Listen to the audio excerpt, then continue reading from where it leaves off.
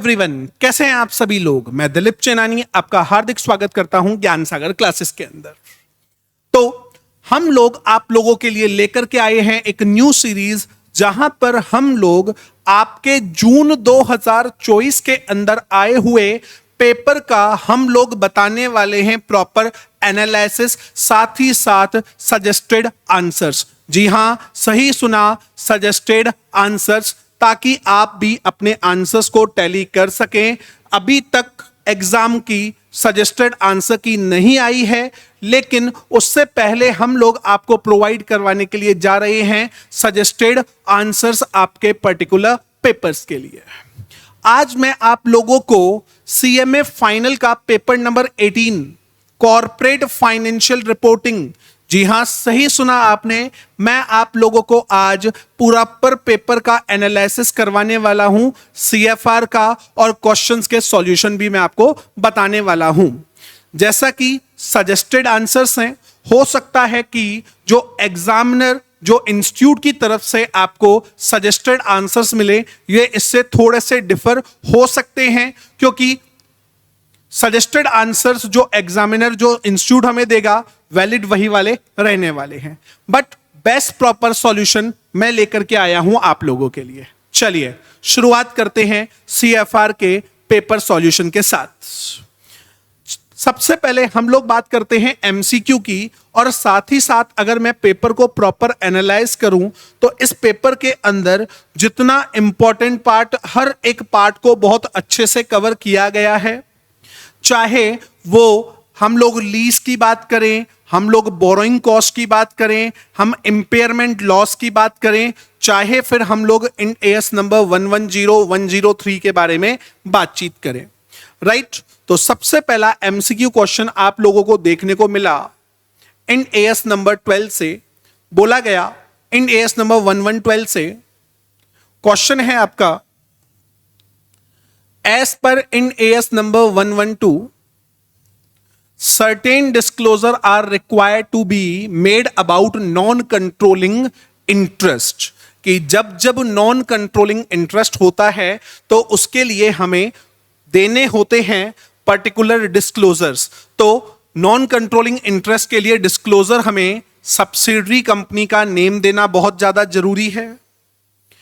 Accumulated non controlling interest at the beginning of reporting period, जी नहीं, इसको देने की कोई भी रिक्वायरमेंट नहीं होती है।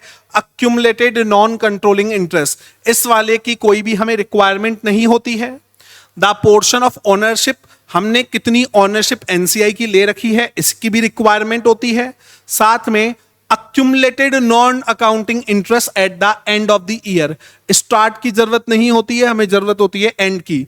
तो मतलब A point, C point and D point, इस अकॉर्डिंग इसका करेक्ट आंसर आप लोगों का होने वाला है option number D, right.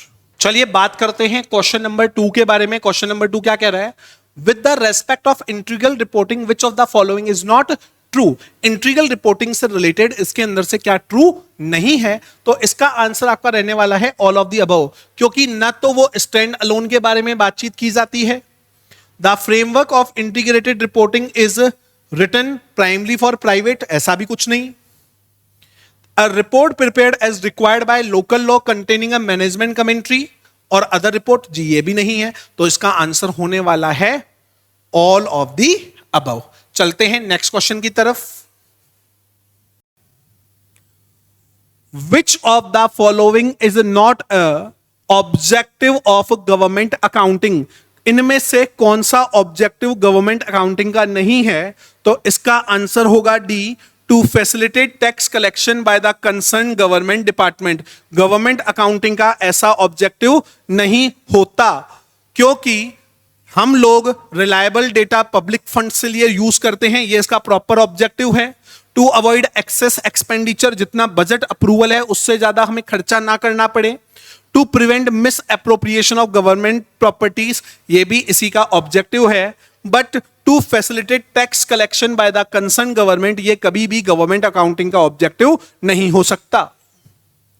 Next बात करते हैं Indian government accounting standard IGAS deals with, तो इसका आंसर होगा guarantees given by government disclosure requirement, तो इसका आंसर रहने वाला है आपका A. Next question again theoretical relate करता है। क्वेश्चन में बोला गया which of the following is not part of earning calls. Earning calls का क्या पार्ट नहीं होता? Safe harbour statement is the part of earning call, presentation and discussion on financial result, question and answer sessions, examination all of audit report. ये है आपका correct answer. इसका correct answer आपका रहने वाला है डी, क्योंकि हम लोग कभी भी ऑडिट रिपोर्ट का एग्जामिनेशन अर्निंग कॉल के अंदर नहीं करते हैं। राइट, नेक्स्ट चलते हैं। प्रैक्टिकल पर्सपेक्टिव से आपका क्वेश्चन है, ये आपका कंसेप्चुअल क्वेश्चन की बात की गई है। बताया गया lease rental and hire purchase assets will be treated as non performing assets in case of NBFCs for the financial year ended on 31st March 2025 if, तो overdue for 3 months as on 31st March 2024, हमेशा ये overdue रहता है 3 months का, तब जाकर के ये माना जाता है हम लोगों की नॉन परफॉर्मिंग एसेट्स का। नेक्स्ट क्वेश्चन है आपका, Dhawan Limited has acquired 100% of equity of Knight Limited on 31st March 2025. 2024 कौन सी डेट को अक्वायर किया है? 31st मार्च को ही, तो यही हमारी रहने वाली है acquisition date. The purchase consideration compromise of immediate payment of 20 lakh, हम लोगों ने सामने वाले को कैश में पेमेंट कर दिया 20 लाख रुपए का, and the 3 further payment of 2 lakh each if the equity exceed the 16% in each of the subsequent financial year। तो ये हो गया आपका contingent consideration, जो डिपेंड कर रहा है किसी पर्टिकुलर चीज के होने या ना होने पर। On the acquisition date, the aggregate value of Dhawan identifiable net assets is 22 lakh। Calculate the purchase consideration, तो जब मैं परचेस कंसीडरेशन का कैलकुलेशन करने जाऊंगा, डिस्काउंट फैक्टर का यूज करके 3 साल के 2 लाख की वैल्यू निकालूंगा, जो कि अप्रोक्सीमेट आएगी आप लोगों की, जस्ट अ सेकेंड,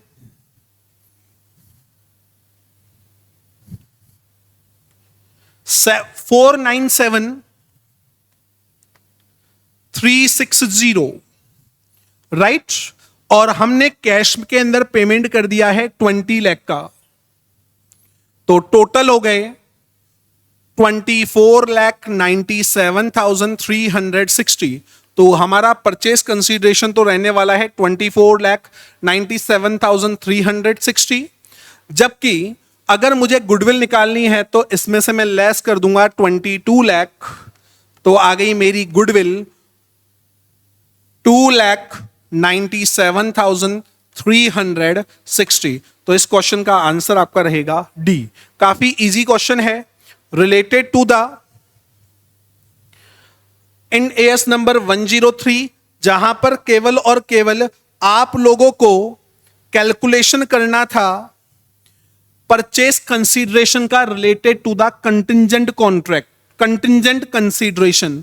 जैसे ही आपने परचेस कंसीडरेशन का पता लगाया, वैसे ही आप लोगों के पास टोटल परचेस कंसीडरेशन आया, और इसमें से नेट आइडेंटिफाइबल एसेट्स को माइनस किया तो आपके पास आ गई गुडविल की वैल्यू। आगे बढ़ते हैं। आगे क्वेश्चन के अंदर बोला गया, क्वेश्चन नंबर 8 कह रहा है ABC Limited reports quarterly in quarter ended 36/2023 it earned a pre-tax profit of 3 crore but it expect to incur loss of 1 crore in each of the 3 remaining quarter of the financial year. मतलब year के starting के अंदर आपने 3 करोड़ रुपए का profit earn किया, आगे आने वाली क्वार्टर के अंदर, आगे वाली क्वार्टर में हर साल आपको लॉस, हर क्वार्टर में आपको लॉस हुआ है 1 करोड़ का। The tax rate of income is 30%, the management believes that since the company has zero income for the financial year, its income tax expense for the year will be zero. कि इनके income tax का amount रहेगा zero. पहली quarter में 3 करोड़ की income, then आगे वाली पहली क्वार्टर में 3 करोड़ की इनकम, आगे वाली 3 क्वार्टर के अंदर हर साल हर क्वार्टर के अंदर 1-1 करोड़ का हुआ है नुकसान. Calculate the amount of tax expenses to be reported in the first and the fourth quarter. Right आपको बताना है फोर्थ क्वार्टर के अंदर और फर्स्ट क्वार्टर के अंदर आप टैक्स एक्सपेंसेस कितने दिखाएंगे. पहले आप लोगों को 3 करोड़ का प्रॉफिट हुआ तो 3 करोड़ का 30% आप दिखाएंगे 90 लाख का एक्सपेंस. नेक्स्ट क्वार्टर में 1 करोड़ की आप लोगों को हुई है लॉस तो 1 करोड़ का 30% 30 लाख नेगेटिव में दिखाएंगे. तो इसका आंसर आपका रहने वाला है सी. क्वेश्चन नंबर 9 की तरफ चलते हैं. क्वेश्चन नंबर 9 के अंदर बताया गया related to the impairment loss. Earth Limited purchase and equipment of 51 lakh. Earth Limited ने एक इक्विपमेंट परचेस किया है जिसकी वैल्यू है 51 lakh on April 1, 2023.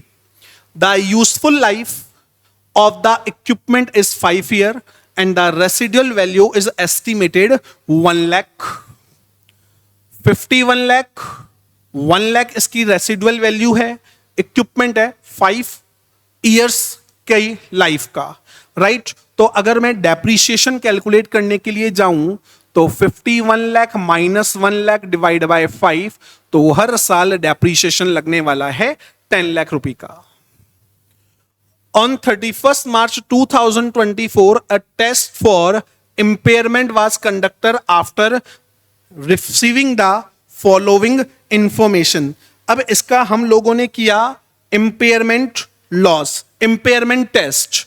impairment test के अंदर जब हमारा कैरिंग अमाउंट और रिकवरेबल अमाउंट के बीच में डिफरेंस होता है तो impairment loss क्रिएट होता है. बताया गया fair value less cost to sell 36 lakh.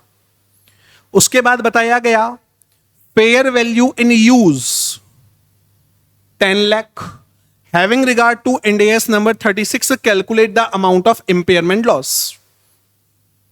अगर मैं इसका कैरिंग अमाउंट निकालने के लिए जाऊं तो मेरे लिए था 51 लाख का, जिसमें से एक साल के अंदर डेप्रिसिएशन लग गया 10 लाख का. तो मेरी बुक्स के अंदर अभी इसकी वैल्यू बनी हुई है 41 lakh. Thereafter fair value और वैल्यू इन यूज इनमें से हायर है 36 लाख. तो रिकवरेबल अमाउंट हो जाएगा 36 लाख रुपए का. तो हमें हो गया इंपेयरमेंट लॉस 5 लाख रुपए का. तो इसका आंसर रहेगा सी. क्वेश्चन नंबर 9 का आपका आंसर रहने वाला है सी. राइट आगे बढ़ते हैं क्वेश्चन नंबर 10 की तरफ.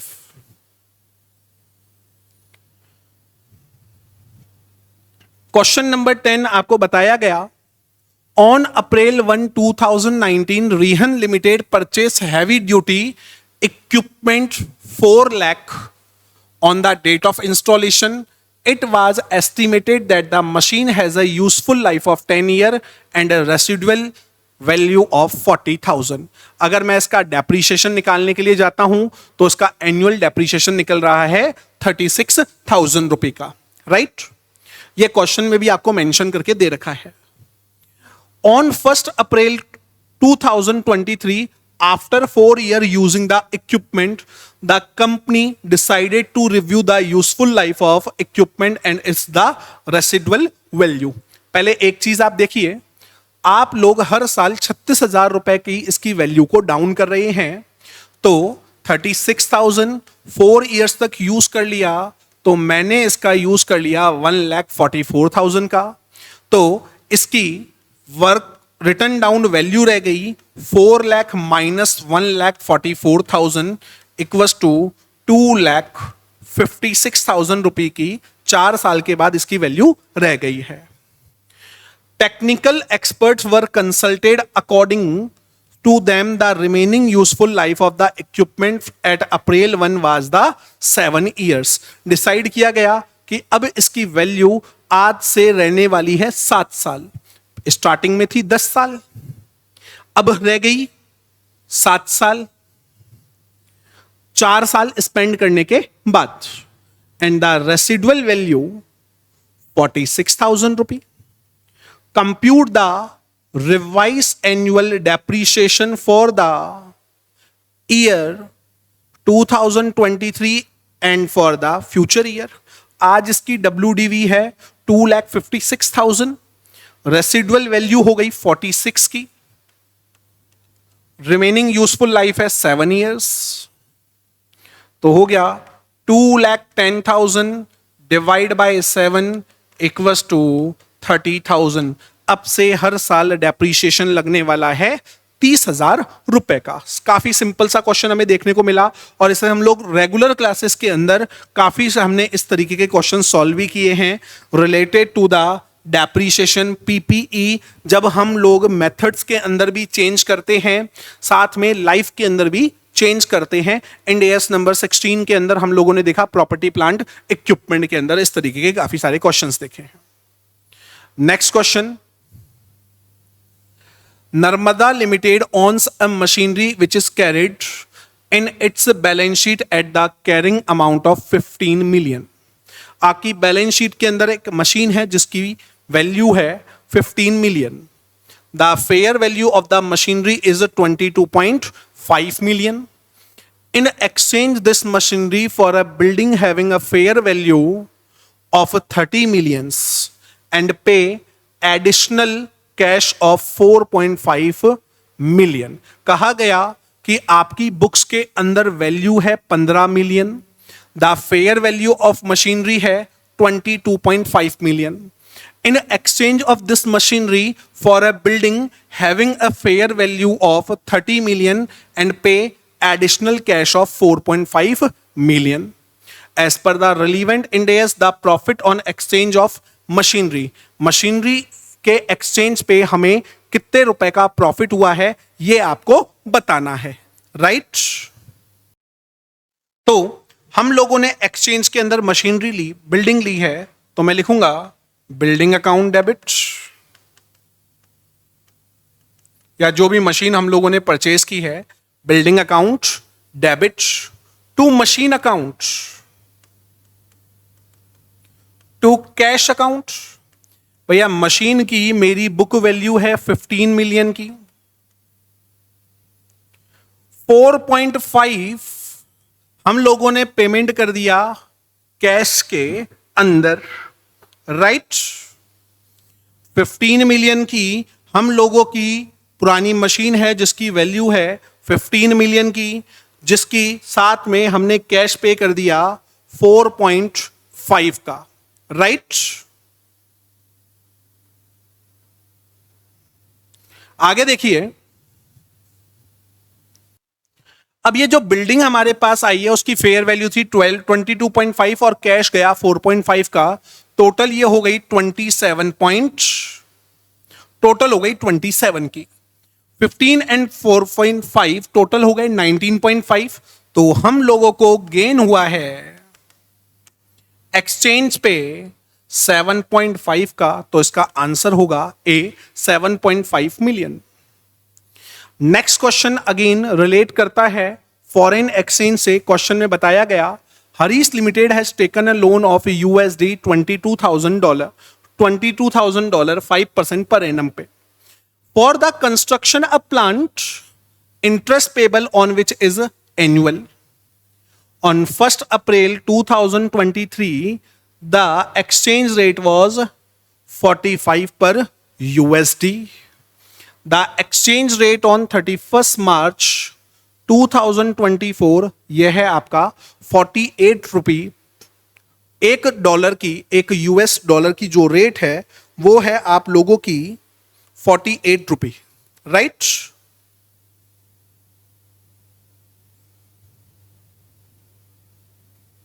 तो जब मैं इंटरेस्ट का पेमेंट करने के लिए जाऊंगा तो इंटरेस्ट का पेमेंट होगा 22,000 मल्टीप्लाई बाय 48 मल्टीप्लाई बाय 5%, तो इंटरेस्ट का पेमेंट होगा 52,800 रुपये का।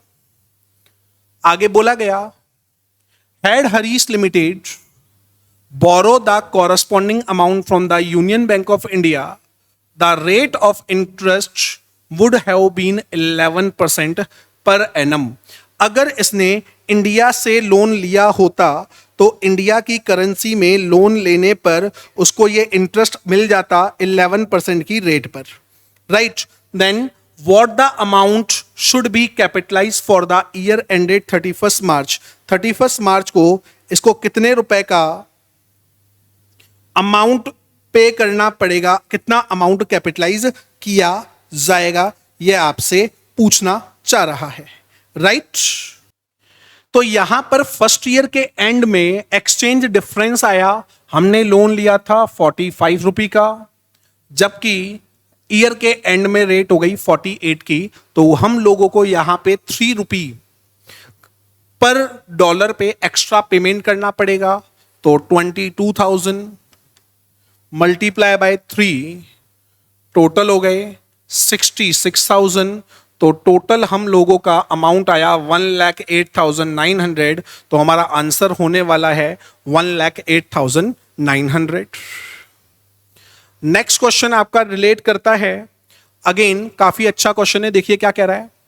On 1st April 2023, Rita Limited investment in the equity share of Sita at a cost of 2 lakh rupee to acquire 25% share in the voting power of Sita Limited. अभी आपने सामने वाली की कंपनी के अंदर अक्वायर किए हैं 25% power. Rita Limited concluded that Sita Limited is now associated with the Rita. जी हां, जब 20% आप शेयर अक्वायर कर लेते हैं तो अप्लाई होता है इंडियस नंबर 28 एसोसिएटेड कंपनी का। On 31st March 2023, Sita Limited earned a net profit of 20,000. Sita Limited को eight the end of year 20,000 रुपए का प्रॉफिट हुआ and other comprehensive income earn हुई है 4,000 रुपए की। In the year, Sita Limited also declared dividend of 8,000 रुपए। इन्होंने डिविडेंड डिक्लेयर किया 8,000 रुपए का। The carrying amount of investment in Sita Limited at 31st March 2024 as per the relevant Ind AS is, देखिए 20,000 का नेट प्रॉफिट अर्न किया, 4,000 की comprehensive income हो गई, टोटल प्रॉफिट अर्न हुआ 24,000 का। 24,000 का आपके पास शेयर है 25%, तो रीता लिमिटेड को टोटल इनकम मिलेगी 6,000 रुपए की। 2 लाख का इन्वेस्टमेंट किया था, 6,000 और आ गए, तो टोटल वैल्यू हो गई 2,06,000 रुपए की, राइट? आगे बढ़ते हैं, नेक्स्ट क्वेश्चन कह रहा है, Surendra Limited a parent sold goods costing 400 lakh to its 80% subsidiary Narendra Limited at 480 lakh. 400 lakh का जो स्टॉक था आपने बेचा 480 लाख रुपए में, right? 50% of the goods are lying in stock as on 31st March 2024। इसमें से जो 480 लाख का स्टॉक था, इसमें से 50% अभी भी आपके पास रखा हुआ है। Narendra limited has measured this inventory at cost 240 lakh. The tax rate is 30%. The deferred tax to be shown in the consolidated financial statement. जो consolidated financial statement बनेगा उसके अंदर कितना deferred tax assets, deferred tax दिखाया जाएगा, राइट? देखिए हमने profit earn किया है सामने वाली कंपनी से 80 लाख रुपए का, 480 लाख हमने अर्न किया, 80 लाख का प्रॉफिट। इस 80 लाख के अंदर 50% स्टॉक बचा है, तो 50% स्टॉक की वैल्यू हो गई 40 लाख गेन के अंदर से, और टैक्स की रेट है 30%, तो 40 लाख का 30% आपका आंसर आ जाएगा 12 लाख। यह आएगा आपका डेफर्ड टैक्स, लास्ट एंड काफी अच्छा क्वेश्चन हमें देखने को मिला एमसीक्यू के अंदर। Mohan limited held 50% of the voting power of Sohan limited. कितनी परसेंट पावर है? 50% power, which is a joint venture of Mohan limited. The carrying value of investment in Sohan limited is 1,50,000। इसका जो 50% इन्वेस्टमेंट कर रखा है उसका कैरिंग अमाउंट हमें बता रखा है 1,50,000 रुपए का। Now out of the 50% stake, Mohan Limited sells 20% stake in Sohan Limited to a third party for the consideration of 1,20,000। मतलब इस 50% में से हमने 20% स्टेक को कर दिया है सेल, और सेल किया है 1,20,000 रुपये में। The fair value of the retained 30% interest is 1,80,000। जो हमारे पास 30% स्टेक बची है वो है 1,80,000 की। आपको बताना है द गेन और loss recorded by Mohan limited in its profit और लॉस। आपको बताना है कि प्रॉफिट और लॉस में मोहन लिमिटेड कितना प्रॉफिट या फिर लॉस दिखाएंगे। देखिए, जो आज हम लोगों ने ओवरऑल स्टेक ले रखी थी 1,50,000 रुपए की, राइट, जिसमें से हमने 20% पार्ट को बेच दिया 1,20,000 रुपए में। उसके बाद जो रिमेनिंग पार्ट है, अब जो हमारा 20% स्टेक पार्ट है हमने सेल किया है 1,20,000 का। ओके, तो देखा जाए बेसिकली जो 30% स्टेक अभी हमारे पास है उसकी वैल्यू, फेयर वैल्यू है 1,80,000। तो टोटल फेयर वैल्यू हमारी हो रही है 3,00,000 रुपए की, और कैरिंग अमाउंट हमारी बुक्स के अंदर हम लोगों ने दिखा रखा था 1,50,000 का। तो ओवरऑल गेन होगा 1,50,000 रुपए का गेन ऑफ मोहन लिमिटेड 1,50,000। ये हैं आपके सारे के सारे एमसीक्यू के solutions.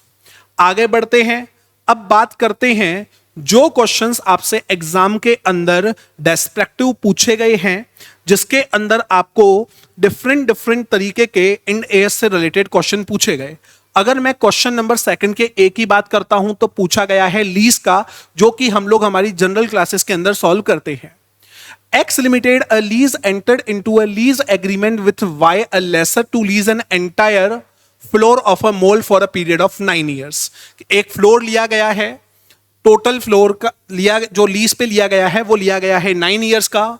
The annual lease payment 1,40,000 is payable each year at the end of the year. हर साल 1,40,000 रुपए का हम लोग लीज का अमाउंट पे करने वाले हैं। To carry out the function smoothly, X Limited enter into another agreement with Y Limited to use the facility owned by Y Limited such as a passenger lift, DG set, power supply of infrastructure, parking, मतलब अलग अलग facility ली गई है और उसके service charges दिए गए हैं 2,00,000 रुपए के। तो मतलब हर साल हम लोग 1,40,000 तो बिल्डिंग का रेंट देंगे और 2,00,000 रुपए हम लोग पे करने वाले हैं सर्विसेज के। तो टोटल पूरे साल भर में पेमेंट जाएगा 3,40,000 रुपए का, right. The ownership of facility will remain with the Y Limited. The incremental borrowing rate है 10%, इंटरेस्ट लगेगा आपका बोरोइंग रेट पे 10% का। The facility of agreement sale को exist with the lease agreement and will terminate along with the termination of the lease agreement। जो agreement है, जब तक लीज का एग्रीमेंट है तब तक रहेगा, उसके बाद इसे कर दिया जाएगा समाप्त। X Limited access that the stand alone price of the lease agreement is 2,40,000 and that the facility agreement is 1,60,000। अब यहां पर स्टैंड अलोन प्राइस दोनों का दिया गया है, लीज रेंट का और सर्विसेज का अलग से। तो लीज के साथ साथ यहां पे रेवेन्यू वाले पार्ट को भी ऐड कर दिया गया है साथ में। अब पूछा गया X has not elected to apply practical expectation not separating the lease component from the non-lease component, accordingly separate the non-lease component from the lease component। मतलब जो सर्विसेज हैं और लीज वाले दो अलग अलग कंपोनेंट हैं, इसने दोनों को बिल्कुल भी अलग अलग नहीं किया। Discussed how the x limited will account the lease liability. अब इस लीज लायबिलिटी को ये कैसे अकाउंट करेगा, तो इसका सॉल्यूशन मैं आपको यहां पे क्लियर करता हूं। देखिए, हम लोगों ने बिल्डिंग का रेंट जो फाइंड आउट किया, वो फाइंड आउट किया है 2,40,000 रुपए का हम लोग पे करते हैं। स्टैंड अलोन प्राइस की बात कर रहा हूं। सर्विस चार्जेस का प्राइस है 1 लाख का, राइट। तो टोटल अमाउंट जा रहा है 4 लाख का, तो 4 लाख का 2,40,000 है 60% और 160 है 40% पार्ट, राइट। अब हम लोग हर साल अमाउंट पे कर रहे हैं टोटल 3,40,000 का, तो इसमें से लीज वाला पार्ट तो हो जाएगा 60% और सर्विसेज वाला पार्ट हो जाएगा 40%। इसी को मैंने रेशो के अंदर डिस्ट्रीब्यूट किया, 60% पार्ट को और 40% पार्ट को, तो ये आया 2,04,000 एंड 1,36,000। लीज कंपोनेंट 2,04,000 और सर्विसेज के 1,36,000, तो 1,36,000 तो हर साल रिकॉग्नाइज करते हुए चले जाएंगे। और अगर मैं लीज की लायबिलिटी डिस्काउंट रेट के बिहाफ पे निकालूं तो हर साल का 2,04,000 की प्रेजेंट वैल्यू के अकॉर्डिंग मैं सारे ईयर्स की प्रेजेंट वैल्यू निकालूंगा, तो लीज कंपोनेंट की मेरी लायबिलिटी आ रही है 11,74,888 लीज की लायबिलिटी कमेंसमेंट डेट पे। और जो 1,36,000 है ये नॉन लीज कंपोनेंट है, ये डायरेक्टली रिकॉग्नाइज कर दिया जाएगा P&L अकाउंट के अंदर। हम लोगों ने पहले इसको स्टैंड अलोन प्राइस में डिस्ट्रीब्यूट किया, स्टैंड अलोन के रेशो में डिस्ट्रीब्यूट करने के बाद लीज का 60% पार्ट टोटल 3,40,000 का 60% पार्ट तो चला गया लीज लायबिलिटी के लिए, जो कि ईयरली हम पेमेंट करेंगे 9 सालों तक, और बाकी 3,40,000 का 40% पार्ट 136 ये है नॉन लीज कंपोनेंट, राइट। तो ये लीज और साथ ही साथ रेवेन्यू दोनों को मिक्स में कर करके क्वेश्चन आप लोगों के लिए बनाया गया। अगर आपने बेस क्लियरली जो पढ़ाया गया है रेगुलर क्लास में, तो आप ये क्वेश्चन बहुत इजीली सॉल्व कर सकते हैं। नेक्स्ट क्वेश्चन 2 के बी की तरफ चलता हूं। अब ये जो क्वेश्चन दिया गया है ये है आपका इंपेयरमेंट से रिलेटेड, इंटेंजिबल एसेट से रिलेटेड, इस दोनों को कंबाइंड करके आप लोगों से ये क्वेश्चन पूछा गया है। क्वेश्चन में बोला गया Y Limited is developing a new distribution system of its material. Following are the cost incur at the different stages. 2019-20 के अंदर रिसर्च की 16 लाख करोड़ की, 2021 के अंदर रिसर्च की 20 करोड़ रुपए की, 21-22 में डेवलपमेंट किया है, 22-23 में डेवलपमेंट किया है, 23-24 में डेवलपमेंट किया है, राइट। तो रिसर्च से रिलेटेड जो कॉस्ट होती है वो कभी कैपिटलाइज नहीं होती, तो 16 और 20 ये तो हमारे नॉर्मल रेगुलर एक्सपेंसेस हैं, जबकि जो डेवलपमेंट से रिलेटेड एक्सपेंसेस हैं ये सारे के सारे कैपिटलाइज होने वाले हैं। तो अगर मैं रेवेन्यू नेचर एक्सपेंडिचर की बात करूं वो तो हो गए आपके 36, और कैपिटल नेचर के आपके एक्सपेंसेस हो गए 212 के। On 31/3/2024, the company identified the level of cost saving is 32 crore. मतलब हमारे पास कॉस्ट के अंदर सेविंग होने वाली है इन एक्सपेंसेस के कारण टोटल 32 करोड़ की। Expected to be achieved new system over a period of 5 years, 5 सालों के अंदर हमें 32 करोड़ रुपए रिसीव होंगे। In addition the system developed can market by way of consultancy which will earn additional cash flow 20 crore per annum। हर साल आप कमाने वाले हैं 20 करोड़ 5 सालों के अंदर अंदर।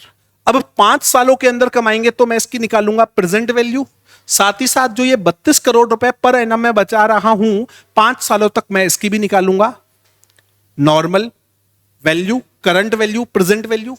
The fair value of the net cost of disposal is 190 crore कि अगर मैं इसकी फेयर वैल्यू के बारे में आज बात करता हूं तो क्वेश्चन में गिवन है 190 crore. Y Limited demonstrate that the new system met the criteria of assets recognition on 1/4/2021. The system shall be available used from 1/4/2024 start किया गया 21 के अंदर, खत्म होगा, इसका यूज करना हम लोग स्टार्ट करेंगे 1/4/2024 में। The testing for impairment 10% discount can be taken. अब हमें यहां पर पूछा गया the amount chargeable as expense. तो जैसा मैंने आपको बताया, रिसर्च के ऊपर किया गया एक्सपेंस 16 and 20 36 करोड़ माना जाएगा एक्सपेंस। देयर आफ्टर पूछा गया the amount to be capitalise as intangible assets up to 31/3/2024। तो जितना भी डेवलपमेंट के ऊपर खर्चा हुआ वो पूरा का पूरा कहलाएगा आप लोगों का कैपिटलाइजेशन, दैट इज 212 करोड़। देख सकते हैं डेवलपमेंट कॉस्ट, तो टोटल डेवलपमेंट कॉस्ट हो गई 212 करोड़, तो एक्सपेंसेस के अंदर तो चार्ज होंगे 36 करोड़ और कैपिटलाइजेशन हमारे होने वाले हैं 212 करोड़ रुपए होने वाले हैं कैपिटलाइज। अब मुझे इंपेयरमेंट का टेस्ट करना है। क्वेश्चन के अंदर बताया गया फेयर वैल्यू है कॉस्ट ऑफ डिस्पोजल की 190 करोड़ और 10% डिस्काउंट फैक्टर की प्रेजेंट वैल्यू है कंपाउंड 3.79 करोड़। हमें क्वेश्चन के अंदर बताया गया है कि एनुअल सेविंग होगी 32 करोड़ की और एडिशनल कैश फ्लो आएगा 20 करोड़ का, तो टोटल 52 करोड़। मैं इसकी प्रेजेंट वैल्यू निकालने के लिए इसको मल्टीप्लाई कर दूंगा 3.79 करोड़ से, तो टोटल आया 197.08। ये आया है recoverable amount and value in use. ठीक है, तो आपको एक तो इसकी फेयर वैल्यू 190 करोड़ दे रखी है और दूसरा प्रेजेंट कैश इनफ्लो आपको दे रखा है 197.08, whichever is higher is known as recoverable amount. तो रिकवरेबल अमाउंट है 197.08, जबकि फेयर वैल्यू जो बुक के अंदर अपन ने कैरिंग अमाउंट दिखा रखा है वो दिखा रखा है 211 का। हमें हो गया इंपेयरमेंट लॉस, तो इंपेयरमेंट लॉस हुआ है हमें 14.92 करोड़ रुपए का। उसके बाद क्वेश्चन के अंदर हमें बोला गया last part the final carrying amount of intangible assets, तो वो मैं दिखाऊंगा 197.08 करोड़ लास्ट का amount as a carrying amount, क्योंकि जितना इंपेयरमेंट लॉस हो गया उसको कैरिंग अमाउंट में से जैसे ही मैं लेस कर दूंगा तो मेरे पास आ जाएगा न्यू कैरिंग अमाउंट। राइट, बात क्लियर यहां तक सभी को?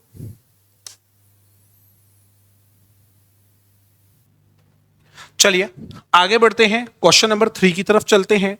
क्वेश्चन नंबर 3 जो है वो रिलेट करता है फेयर वैल्यू मेजरमेंट से। क्या कह रहा है देखिए, अ machinery is sold in the 2 different active markets at the 2 different price. RAM Limited enter into transaction in both market and can access the price in those market for the machinery at the measurement date. The details are as under. दो अलग अलग market में से question, दो अलग अलग market से machinery के प्राइसेस लिए गए हैं।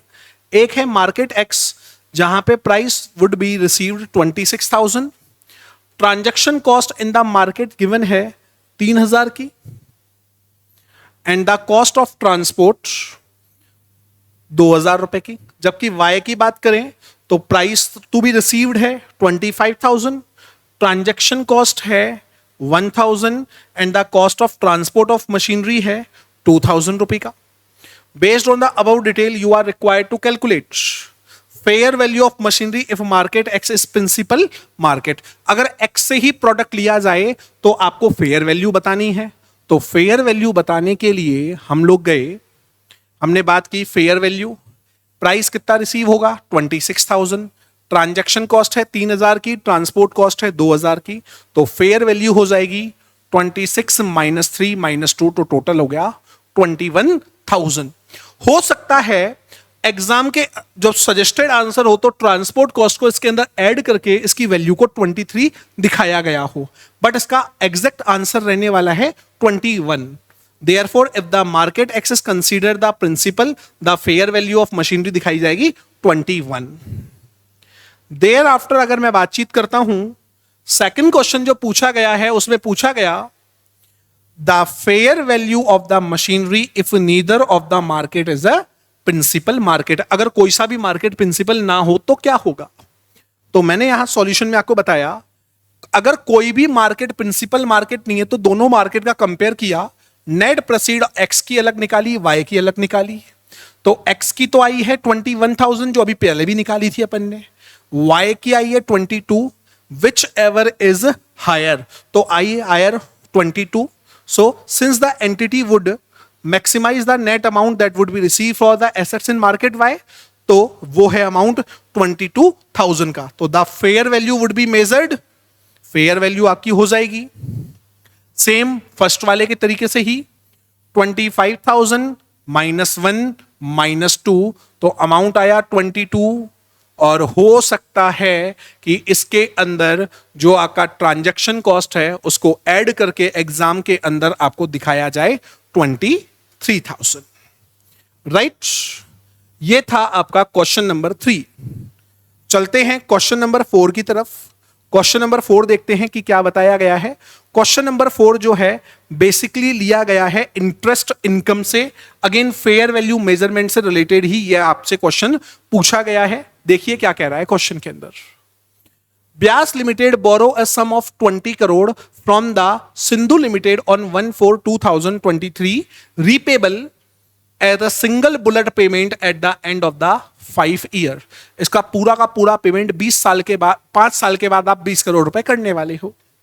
The interest rate is 5% per annum, is payable at the really state since the market rate of interest is 8%। Beas Limited paid an orientation fee of 2.3954 crore to Sindhu Limited to compensate Sindhu Limited for the lower rate of interest। वैसे तो interest rate 5% थी, market में थी 8%, तो less rate के कारण इन्होंने compensate करने के लिए अमाउंट पे किया है 2.394 crore. Apart from there are no other transaction between the two parties. You are required to calculate the amount at which Byas Limited would recognize loan and Sindhu Limited would recognize the annual interest income। एक के लिए तो loan का amount बताना है और दूसरे के लिए एनुअल इनकम बतानी है।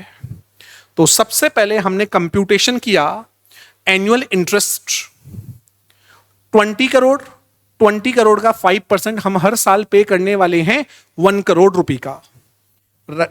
राइट, तो हर साल 1 करोड़ जाएगा।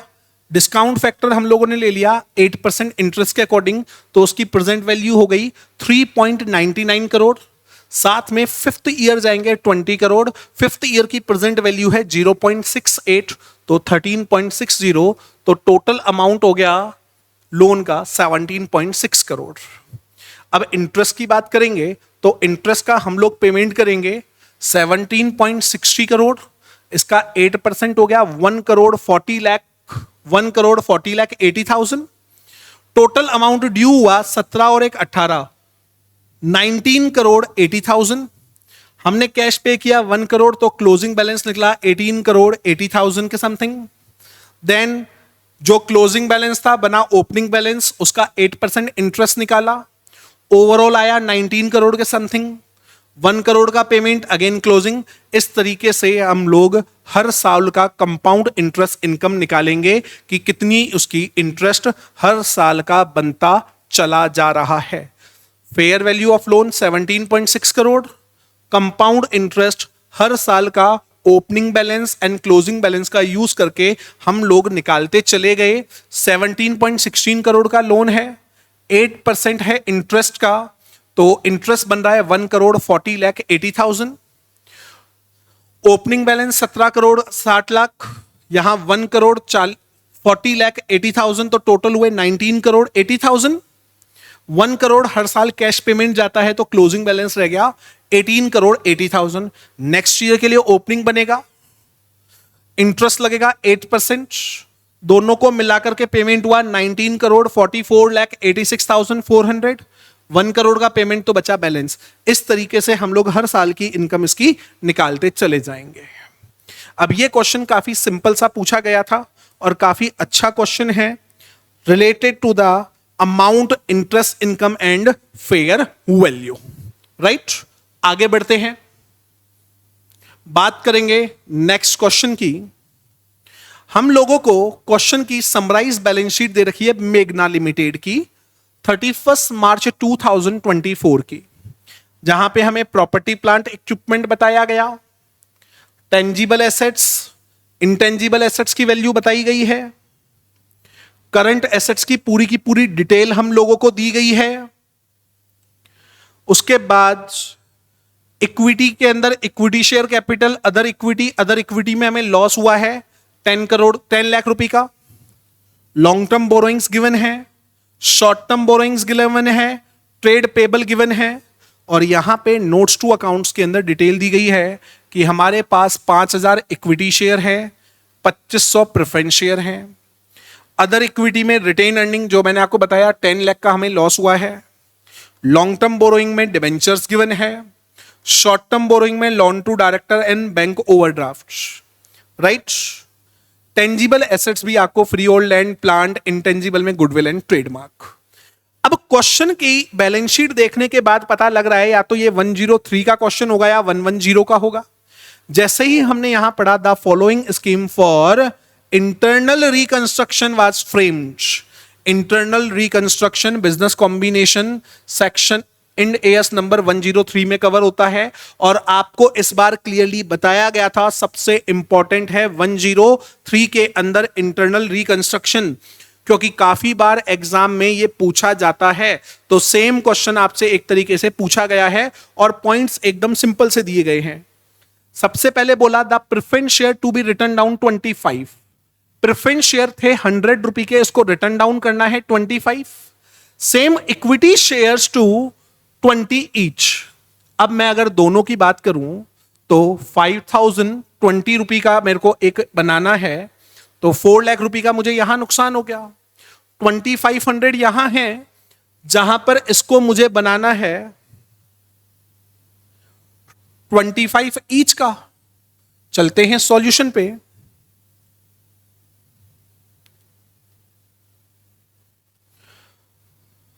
Eight % preference share capital account debit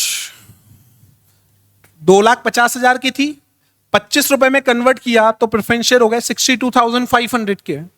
बाकी बचा हुआ बैलेंस चला गया कैपिटल रिडक्शन के अंदर 1,87,500। अब बाद में क्वेश्चन में बोला गया है कि हर शेयर को 100 रुपए वाले में कन्वर्ट करना है, तो अब हमारे पास है 62,500 रुपी डिवाइड बाय 100, तो टोटल शेयर हो गए 62500 रुपी वाले। ये थी प्रेफरेंस शेयर के लिए एंट्री। अब यहां पे मैंने आपको इक्विटी शेयर के लिए एंट्री दी है, यहां पे एक छोटी सी मिस्टेक ये है कि यहां मैंने इसको 25 का कर दिया है, जबकि एग्जाम के अंदर इसको बता रखा है 20 का। तो equity share capital 5 lakh to equity share capital 5000 share convert हो गए 20 में, तो ये आएगा आपका 1 लाख रुपी। तो कैपिटल रिडक्शन के अंदर आपका अमाउंट जाएगा 4 लाख रुपी का। Thereafter equity share capital जो 20 रुपी का है उसे हमने कन्वर्ट कर दिया 100 रुपी में, तो ये 1 लाख। अब टोटल नंबर ऑफ शेयर्स हो जाएंगे 1 लाख डिवाइड बाय 100, मतलब 1000 shares at the rate of 100 each. ये एक छोटा सा चेंज हुआ यहां पे। इसके बाद क्वेश्चन के अंदर बोला गया कि debenture holder to take over freehold property. Freehold property की बुक वैल्यू जो 2 लाख है उसको ये 2.5 लाख रुपए में ले लेंगे at the part of payment of their holding. तो डिबेंचर्स को हम लोगों को टोटल पेमेंट करना था 5 लाख रुपए का, वो हमारी फ्री होल्ड लैंड ले गए 2.5 लाख रुपए की, और हमें गेन हो गया कैपिटल रिडक्शन का 2.5 लाख रुपए का। अब मैं फ्री होल्ड लैंड के बारे में बातचीत करूं तो फ्री होल्ड लैंड की टोटल वैल्यू हमें पहले दे रखी थी 4 लाख रुपए की। राइट, 4 लाख में से 2 लाख वाली तो चली गई 2.5 लाख में, तो मुझे यहां गेन हो गया 50,000 रुपए का। साथ में remaining freehold property to be valued at 6 lakh rupee, जो बाकी बची हुई है उसको 6 लाख रुपी के अंदर हमें दिखाया गया। तो हमें 4 लाख का यहां से भी गेन हो गया, तो ओवरऑल फ्री ऑल लैंड से मुझे गेन हुआ है 4,50,000 रुपए का, तो मैंने उस गेन को ट्रांसफर कर दिया freehold land account debit to capital reduction 4,50,000, right. Loan to the directors to be waive off, तो loan account debit to capital reduction account, check कर सकते हैं आप, loan from director account debit to capital reduction account. Last में बोला गया stock को and bed debts के 12,500 राइट ऑफ करने हैं, तो capital reduction account debit to stock to bad debts या फिर to debtors, capital reduction account debit to stock to debtors account 62,500, 50,000 stock के और 12,500 डेटर्स के। इसके बाद क्वेश्चन में बोला गया P and L account, trademark, goodwill, loan and advance सभी को करना है हमें राइट ऑफ। मैंने जर्नल एंट्री पास की, capital reduction account debit to P and L to goodwill to trademark to loan and advance 11,75,000 amount आया, बाकी सभी को कर दिया गया राइट ऑफ। अब मैं निकाल लूंगा कैपिटल रिडक्शन के अंदर बचा हुआ बैलेंस। तो जैसे थोड़ा सा ऊपर अपडेट किया था हमने, तो जो भी कैपिटल रिडक्शन का अमाउंट बचेगा वो जाएगा कैपिटल रिजर्व के अंदर, तो capital reduction account debit to capital reserve account, ये आएगा आपका 25,000 से इंक्रीज कर दूंगा, तो ये हमारा अमाउंट आया 3,50,000 रुपए, right. Next question, question number 5 की तरफ बढ़ते हैं, देखते हैं क्वेश्चन क्या कह रहा है। अगेन जो क्वेश्चन नंबर 5 देखा गया, ये हमारी नॉर्मल रेगुलर रूटीन क्लास का क्वेश्चन है। काफी स्टूडेंट 14 मार्क्स का इंड एएस 103 का जब क्वेश्चन देखते हैं तो कहते हैं कि उस क्वेश्चन को रिमूव कर दिया जाए। जी नहीं, काफी छोटा क्वेश्चन पूछा गया है और काफी इजी क्वेश्चन आप लोगों से पूछा गया है रिलेटेड टू 103, जो कि normal holding and subsidiary relation से रिलेट करता है।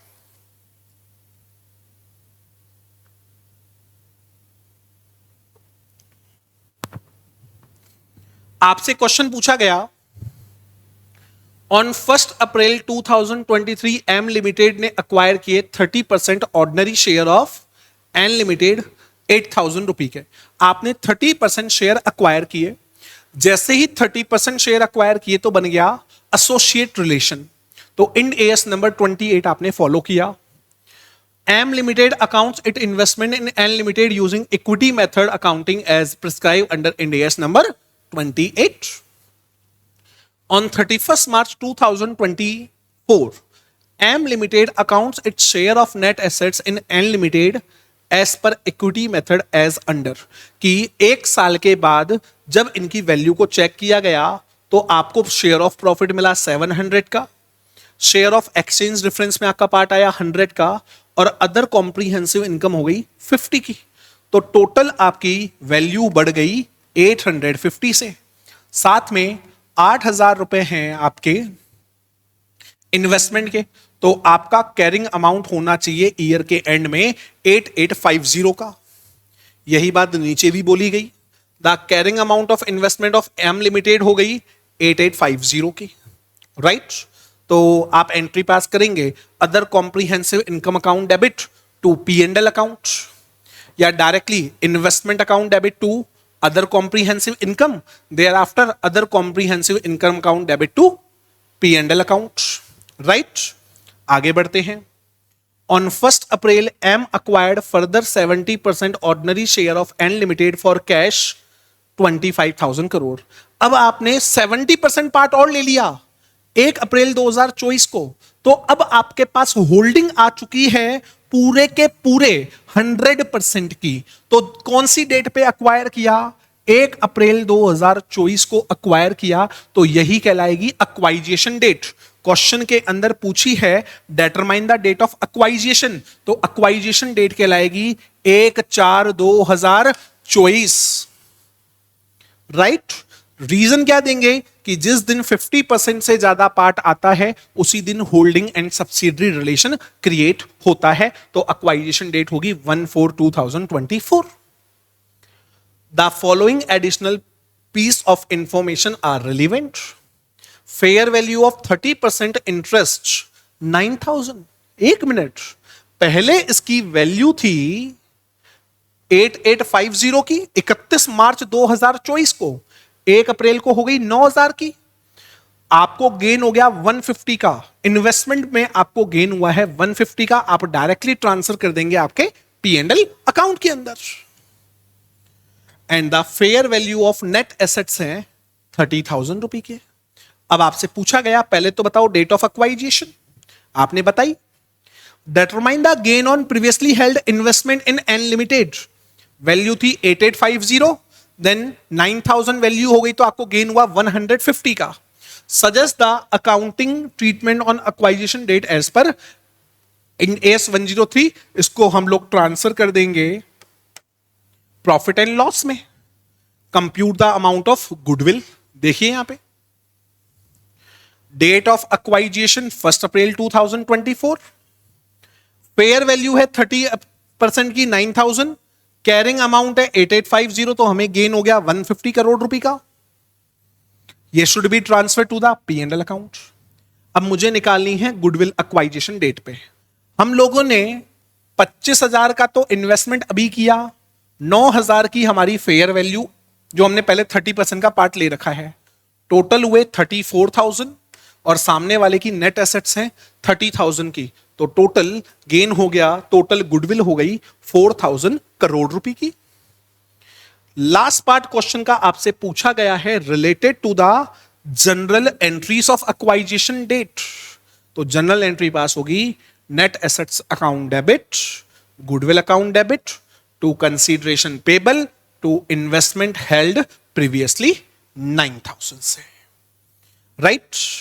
तो ये था आपका बेसिक इन AS 103 का बेसिक क्वेश्चन। अगर आपने बेसिक भी पढ़ रखा है और इंटरनल रिकंस्ट्रक्शन तक अगर आपने डिटेल में पढ़ रखा है तो ये 21 मार्क्स आपके एकदम सिक्योर्ड है। ये हमारी रेगुलर क्लासेस के हमने क्वेश्चन किए हैं। ओके, चलिए आगे बढ़ते हैं। हम लोगों ने 103 का जो क्वेश्चन नंबर 5 आया था 14 मार्क्स का, उसे पूरा का पूरा सॉल्व किया। अब हम लोग बात करेंगे क्वेश्चन नंबर 6 की। क्वेश्चन नंबर 6 की अगर बात की जाए तो एकदम सिंपल सा क्वेश्चन पूछा गया है, जो जनरली एक कंसोलिडेशन का क्वेश्चन होना चाहिए। यह भी डायरेक्ट आपके 14 मार्क्स से रिलेट करता है। अगर आपने नॉर्मल बेसिक क्लास भी इसकी देखी हुई है तो आप इस क्वेश्चन को बहुत इजीली सॉल्व कर सकते हैं। देखिए, the balance sheet of H Limited and S Limited on 31/3/2024. Assets, non current assets के अंदर PPE बता रखा है, इधर 14,800 और S लिमिटेड का 6,000। इन्वेस्टमेंट कर रखा है S लिमिटेड के अंदर 5,800 में। स्टैंड अलोन बुक्स के अंदर हम लोग हमेशा इन्वेस्टमेंट की वैल्यू दिखाते हैं। देयर आफ्टर हमें इन्वेंट्रीज बताई हुई हैं और साथ में हमें बताया हुआ है trade receivable due from S limited 160 lakh. 160 lakh due हैं किससे? सामने वाली पार्टी से। तो जब मैं कंसोलिडेटेड बैलेंस शीट बनाऊंगा तो इसके डेटर्स में 6,000 जब कंसोलिडेटेड करूंगा तो इसमें से मैं डिडक्ट कर दूंगा 160। बाकी और डिटेल नीचे दी हुई है, उनसे बातचीत करेंगे। डिविडेंड रिसीवेबल हमने बता रखा है 320 कि हमें डिविडेंड रिसीव करना बाकी है 320 रुपए का। इक्विटी शेयर कैपिटल है 10,000 4,000। अदर इक्विटी के अंदर रिटेन अर्निंग दे रखी है 16,320 and 5,000। Trade payable due to H limited 120। Difference आ गया भाई, यहां ड्यू बता रहा है 160, यहां ड्यू बता रहा है 120। मतलब सामने वाली ने हो सकता है कोई चेक इशू किया हो और वो चेक अभी ट्रांजिट के अंदर हो। चेक इशू किया होगा, चेक ट्रांजिट में होगा और अभी तक रिसीव नहीं हुआ होगा। इस कारण से यहां पर ट्रेड पेबल के अंदर 120 लाख दिखा रखा है, राइट। अब सामने वाले ने डिविडेंड रिसीव लिखा रखा है और इसने दिखा रखा है dividend payable 400 as a liability. अब बोला गया on 1/4/2023 S Limited had 400 lakh of shares, 10 each, तो टोटल इक्विटी शेयर कैपिटल हो गई 4,000। 3 lakh in its retained earning in other equity 1/4/2023 को H limited acquired 80% share of S limited. आपने acquire किए हैं 80% शेयर। जिस दिन अक्वायर किए उस दिन बनेगा आपका 103 अप्लाई। साथ ही साथ बैलेंस शीट डेट जब आएगी उस डेट पे बनेगी consolidated balance sheet as per Ind AS number 110। On 1/4/2023 consideration of 500 lakh payable in cash. Okay, no issue. The aggregate identifiable net assets of S limited on 1/4/2020। यह है question के अंदर, paper के अंदर मिसप्रिंट यहां आना चाहिए 23। अब देखिए जो फाइनल पेपर आप लोगों को मिल रहे हैं इंस्टीट्यूट की तरफ से उसमें भी मिसप्रिंट आई हुई है, आपके सामने है। Include PPE and inventory standing in the books 2,500 lakh and 500 lakh having fair value of 2,800 lakh and 200 lakh। मतलब जो नेट आइडेंटिफाइबल एसेट्स हैं उन नेट आइडेंटिफाइबल एसेट्स के अंदर 2500 लाख की जो पीपीई है उसकी अब वैल्यू हो गई है 28 लाख। तो हमें गेन हो चुका है 300 का, जबकि इन्वेंट्री के अंदर हमें लॉस हो चुका है 300 का। तो जो गेन होता है फिक्स एसेट्स में, गेन होता है फिक्स एसेट्स के अंदर, उसको हम लोग ऐड करते हैं प्री एक्वाइजेशन प्रॉफिट में। और जो गेन या लॉस होता है उस करंट एसेट्स में उसको एडजस्ट करते हैं प्री में। साथ ही साथ उसका एडजस्टमेंट किया जाता है पोस्ट एक्वाइजेशन प्रॉफिट के रिवर्सल में। क्योंकि अगर क्वेश्चन साइलेंट है तो हम अज्यूम करते हैं कि उस करंट एसेट्स को सोल्ड कर दिया गया होगा। NCI was to be measured at fair value based on the purchase consideration. भैया हमने 80% पार्ट लिया है 5800 में, तो फेयर वैल्यू पे जब इसकी वैल्यू निकालनी है तो 5800 डिवाइड बाय 80 मल्टीप्लाई बाय 20%। ये एक बहुत ही नया पॉइंट इंसर्ट किया गया। Goodwill was impaired by 100 lakh. अभी तक के क्वेश्चन में नहीं देखा गया था, ये एक एकदम नया पॉइंट क्वेश्चन के अंदर दिया गया। तो जो गुडविल हम लोग एक्वाइजेशन डेट पे निकालेंगे उसमें से जब बैलेंस शीट डेट के अंदर जाएंगे तो हम लोग 100 लाख को डिडक्ट करेंगे। H Limited sold goods worth 200 lakh to S Limited on credit at a profit of 20% on sales. 50% of goods were still laying unsold. 50% goods अभी भी क्या है, unsold है। तो 200 लाख प्रॉफिट है 20% और अभी भी 50% क्या है, अनसोल्ड है। जो सोल्ड हो गए उसका तो कोई ट्रीटमेंट नहीं। अनसोल्ड स्टॉक की अगर मैं बात करता हूं तो अनसोल्ड स्टॉक के अंदर अनरियलाइज्ड गेन हो गया 20 का, इसका ट्रीटमेंट होता है कंसोलिडेटेड पी&एल के अंदर। S limited issue a cheque of 40 lakh in favour of H limited as a part of payment of the goods purchase from March 2024। The cheque is yet to be received. ऊपर जो 40 लाख का difference आ रहा था उस 40 लाख के difference को मैंने कहा था हो सकता है चेक इशू हो, यहां पे उसको भी क्लियर किया गया। Dividend payable represent dividend declare out of pre acquisition profit. जो ये 400 लाख का डिविडेंड पे किया है it is a part of pre acquisition profit. Clearly question में मेंशन है तो मैं इसको डिडक्ट कर दूंगा प्री एक्वाइजेशन प्रॉफिट में से, राइट। अब आपको बनाना है prepare the consolidated balance sheet. Solution पे चलते हैं। देखिए सबसे पहले डेट ऑफ एक्वाइजेशन जो है, डेट ऑफ एक्वाइजेशन हमें क्लियरली बताई गई है कि हमने एक्वायर किया था 1/4/2023 को।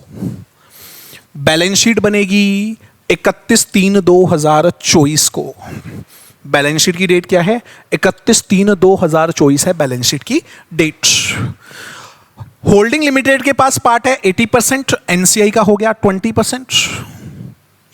प्री पीरियड, इससे पहले का पूरा प्री, इसके बाद का पूरा पोस्ट, तो इन दोनों के बीच में 0 मंथ तो हो गए प्री के, बाकी पोस्ट का पार्ट रह गया पूरा का पूरा 12 मंथ्स। अब मैं बनाऊंगा सबसे पहला काम एनालिसिस ऑफ प्रॉफिट। हम लोगों को closing P and L H limited का गिवन है 5000। ओपनिंग पी एंड एल हमारे पास था 3000 क्वेश्चन की इंफॉर्मेशन में गिवन। इस 3 में से जब मैंने 400 रुपए का डिविडेंड डिक्लेयर किया प्री प्रॉफिट में से, तो करंट ईयर के अंदर हमने कितना प्रॉफिट अर्न किया? 2400 का। 5000 ओपनिंग हो गया, 3000, 400 रुपए का डिविडेंड डिक्लेयर कर दिया, तो टोटल मेरे पास बचे 2600। 5 में से 2600, तो करंट ईयर के अंदर हमने कितने रुपए अर्न किए हैं? 2400 रुपये अर्न किए हैं, जो कि पूरा का पूरा पार्ट है पोस्ट का। आ जाइए, प्रॉफिट प्री 2600 का, पोस्ट का आया आपका 2400 का।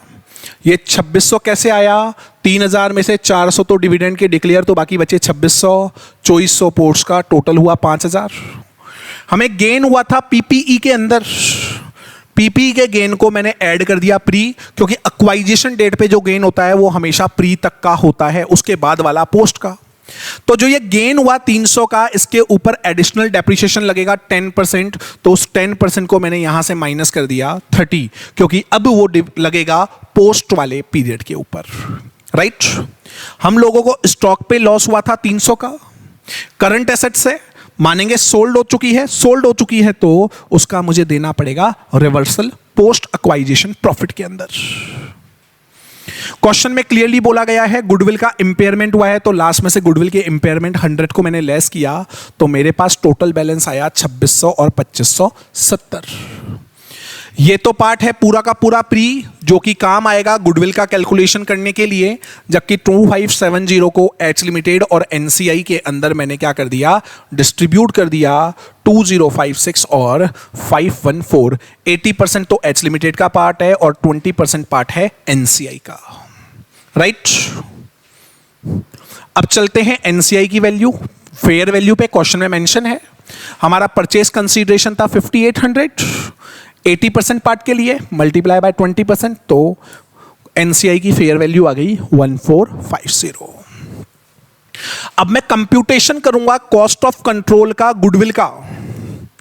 इन्वेस्टमेंट मैंने किया 5800, एनसीआई की वैल्यू है 1450, लेस करेंगे equity share capital H limited S limited की, और प्री एक्वाइजेशन प्रॉफिट 2600, तो मेरे पास गुडविल आ चुकी है 650 एक्वाइजेशन डेट पे।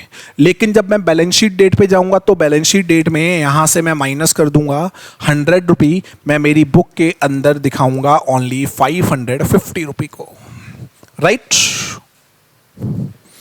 एनसीआई बैलेंस शीट डेट पे थी 1450, पोस्ट एक्वाइजेशन का प्रॉफिट है 514, ऐड कर दिया तो टोटल वैल्यू आई 1964। अब चलेंगे कंसोलिडेटेड पीएनएल की तरफ। कंसोलिडेटेड पीएनएल की तरफ जैसे ही मैं जाऊंगा, तो पहले तो लूंगा एच लिमिटेड का पार्ट 16320, जो एस लिमिटेड है इसके पोस्ट एक्वाइजेशन प्रॉफिट का पार्ट। पोस्ट एक्वाइजेशन का पार्ट है 2056। देयर आफ्टर मैंने आपको बताया था related to the unrealised gain, unrealised gain हुआ है 20 का, तो ओवरऑल कंसोलिडेटेड रिजर्व आ गया आप लोगों का 18,356 का। प्रॉपर्टी प्लांट इक्विपमेंट जब बैलेंस शीट में जाएंगे, तो उसकी कंपाउंड वैल्यू लिखनी पड़ेगी दोनों को ऐड करके, कंसोलिडेटेड। इसकी प्रॉपर्टी प्लांट इक्विपमेंट है 14,800, इसकी है 6,000। हमें गेन हुआ 500 का, साथ में 30 रुपए की एडिशनल डेप्रिसिएशन। यही मैंने एडजस्टमेंट यहां किया, 14,800, 600, 300 को ऐड, 30 को मैंने कर दिया माइनस। उसके बाद करंट एसेट्स में मैं जाता हूं, तो करंट एसेट्स के अंदर हमें मिलती है इन्वेंट्री। इन्वेस्टमेंट को तो दिखाएंगे नहीं, इन्वेंट्री 2600 और 2000।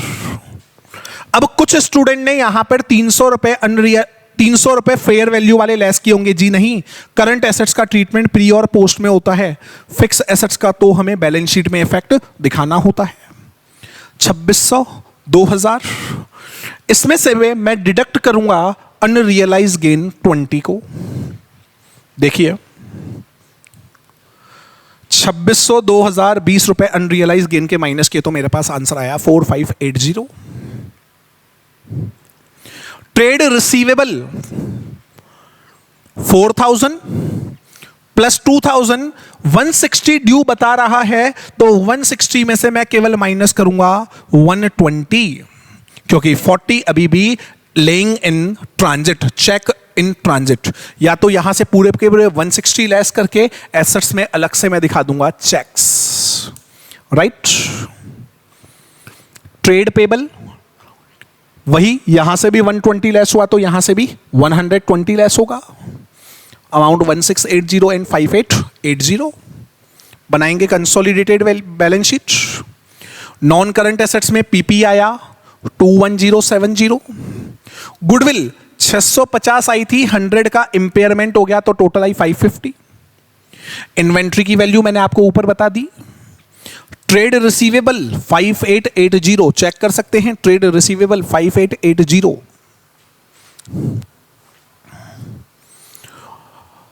टोटल आया 32,080।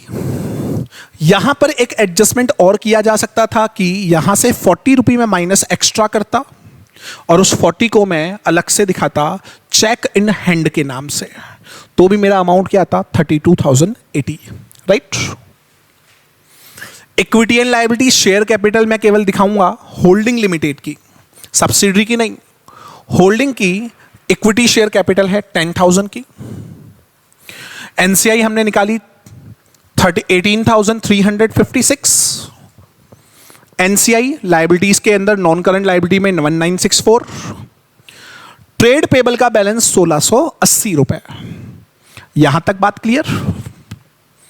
अब यहां पे एक कॉमन आइटम है, डिविडेंड रिसीव 320, सामने वाले को रिसीव करना है, इसको पे करना है, तो दोनों के अंदर 80% तो कॉमन आइटम है, तो उसको तो एलिमिनेट कर दिया, बाकी 20% को मैंने दिखा दिया एज ए लायबिलिटी 80। मैं इसको ऐड भी कर सकता था एनसीआई की वैल्यू के अंदर इस 80 को, या तो मैं सेपरेटली दिखाऊंगा या फिर मैं एनसीआई के अंदर इस पार्ट को शो करूंगा, राइट। दोनों साइड का टोटल मेरा आ गया इक्वल। अगर इस क्वेश्चन को मैं देखूं तो इस क्वेश्चन के अंदर केवल एक ही नई चीज देखने को मिली है, इंपेयरमेंट। बाकी पूरा का पूरा कंसेप्ट क्वेश्चन के अंदर नॉर्मल क्लासेस के अंदर पढ़ा गया पार्ट है। जब स्टूडेंट से मेरी बात हुई और जब मैंने इस पेपर को पूरा का पूरा एनालाइज किया, तो इस पेपर के अंदर सबसे बड़ी बात यह हो गई है कि दूसरे इंड एएस जो हैं उसके क्वेश्चन के लेवल बहुत ज्यादा हाई कर दिए, और जो हर बार 110 और 103 के क्वेश्चन हाई दिए जाते हैं उनका कर दिया डाउनवर्ड्स। तो पेपर टफ नहीं बनता, पेपर के अंदर हर तरीके के एडजस्टमेंट होते हैं। अदर इंडियस के क्वेश्चन बहुत ज्यादा हाई आए हैं, दूसरे इंडियस के क्वेश्चन बहुत हाई हैं, जबकि इन इंडियस के क्वेश्चन 110, 103 बहुत इजी थे। आपने देखा 14 मार्क्स का क्वेश्चन 103 का, 14 मार्क्स का क्वेश्चन 110 का, सिंपल से क्वेश्चन है। आगे बढ़ते हैं पेपर के अंदर। क्वेश्चन नंबर, बट कंटेंट में है तो इन्होंने प्रूव किया कि हमने एक छोटा सा भी कंटेंट दे रखा है तो आपको वो पूरा का पूरा पढ़ के जाना है, छोड़ना नहीं है। अब इस क्वेश्चन नंबर 7 के साथ जो दो क्वेश्चन थ्योरेटिकल दिए गए हैं, काफी अच्छे क्वेश्चन दिए गए। सबसे पहले तो पूछा गया briefly mention the corporate social responsibility reporting requirement as per rule 8 of companies CSR पॉलिसी 2014। काफी सिंपल सा क्वेश्चन CSR रेस्पॉन्सिबिलिटी से पूछा गया। Thereafter next question number 8 पे जाता हूं तो अगेन मुझे थ्योरी मिला। अब आपके क्वेश्चन जो ऊपर हाई लेवल अदर इंडियस के पूछे गए, अगर आप वो दो क्वेश्चन लेफ्ट भी करते हैं तो इन क्वेश्चंस को करना बहुत इजी है। यहां पूछ रहा है 5 मार्क्स में, what is public accounting committee. जब भी गवर्नमेंट अकाउंटिंग की बात आती है बार बार कहा जाता है गवर्नमेंट अकाउंटिंग को गलती से भी छोड़ करके मत जाना। What are the public accounting committee, what are its objective, how it is constituted. Second, write a short note on GASAP and emphasizing on structure of GASAP. 5 marks का क्वेश्चन आपसे पूछा गया। अब इसके साथ 4 नंबर का एक क्वेश्चन और दिया गया, वो भी रिलेट करता है आपके 103 से, जहां पे गुडविल और एनसीआई की वैल्यू पूछी गई है। देखिए क्या कह रहा है। On 1/4/2020, H Limited acquired 75% share of S Limited in cash at a premium of 500 lakh over market price per share 26 each। मतलब इसका मार्केट प्राइस एक शेयर का है 26 रुपये का और हमने फेयर वैल्यू पे की है 20,000 लाख की। जब मैंने 20,000 लाख की कैपिटल अमाउंट पे किया तो मेरा इन्वेस्टमेंट हो गया 75% पार्ट 20,000 लाख का। अब क्वेश्चन में आगे कहा गया, on that date S limited had issued and subscribe capital of 1,000 lakh, 10 rupee fully paid up and balance of 10,000 lakh in the retained earning under the equity. Okay, no problem. 1,000 into 10, total 10,000 की आपकी equity है, साथ में 10,000 की आपकी retain earning है। आगे बोला गया, the aggregate net assets of S limited as on 1/4/2022 included at item PPE whose fair value was lower than the book value 1,200 lakh. जो अभी कंसोलिडेशन का क्वेश्चन किया उसमें भी पीपी का ट्रीटमेंट दिया गया था, जहां पे गेन हो रहा था। यहां पे फेयर वैल्यू के अंदर लॉस हो रहा है 1,200 लाख का। तो ऑब्वियसली बात है, मैं जब फेयर वैल्यू निकाल लूंगा तो मैं इसकी equity share capital, pre acquisition profit और उसमें से मैं माइनस कर दूंगा 1,200 पीपीई के, तो मेरे पास 18,800 आ जाएगी नेट एसेट्स। देख सकते हैं, net assets 10,000 equity share capital के, 10,000 रिटेन अर्निंग के और 1,200 रुपए पीपीई की वैल्यू को डिडक्ट करके मेरे पास नेट एसेट्स की वैल्यू आ चुकी है 18,800।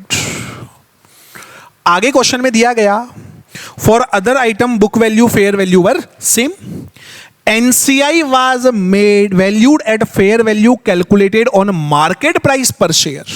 एनसीआई की वैल्यू निकालनी है मार्केट प्राइस पे। मार्केट प्राइस है 26 रुपए की। आपने 75% शेयर अक्वायर किए हैं तो 25% किसके हैं? एनसीआई के। सामने वाली कंपनी के शेयर हैं 1,000। मैंने निकाला एनसीआई 1,000 शेयर, एक शेयर 26 का और एनसीआई का पार्ट है 25%, तो एनसीआई की वैल्यू आई है 6500। राइट। अब मैं इजीली, जब मेरे पास परचेज कंसीडरेशन है, एनसीआई है, नेट एसेट से मैं गुडविल निकाल सकता हूं। इन्वेस्टमेंट 20,000 का, एनसीआई 6,500 की ऐड कर दी, नेट एसेट्स माइनस किया तो मेरे पास वैल्यू आ गई गुडविल की 7,700 की। गुडविल आई है 7,700। सिंपलेस्ट काम। अब इसके अंदर भी नई चीज दे दी गई, determine the NCI and the goodwill. यहां तक तो ठीक। आगे बोला गया, if the goodwill is impaired by 1,540 lakh. जैसे ही इंपेयरमेंट आया, इंपेयरमेंट में आपको याद आ गया इंड एएस नंबर 36, जहां पे इंपेयरमेंट ऑफ एसेट्स पढ़ते हैं और बिजनेस कॉम्बिनेशन में जो भी गुडविल क्रिएट होती है, किसी भी तरीके का इंपेयरमेंट होता है तो सबसे पहले गुडविल में से लेस करते हैं। अब ये पूछ रहा है, जो 1,540 लाख का इंपेयरमेंट हुआ है उसको होल्डिंग लिमिटेड और एनसीआई को शेयर करने के लिए जब दिया जाएगा तो कैसे शेयर किया जाएगा? भैया सिंपल सी बात है, 75% शेयर करेगा हमारा एच लिमिटेड, 25% शेयर करेगा एनसीआई। गुडविल इंपेयर्ड डिस्ट्रीब्यूट और right of in CGU of H Limited and NCI in 75% and 25% ratio. पिछले क्वेश्चन में भी मैंने यही एडजस्टमेंट किया। मैंने गुडविल का इंपेयरमेंट डायरेक्टली पोस्ट में से लेस कर दिया ताकि इसका इफेक्ट 80 और 20 का 80-20 डायरेक्टली आए।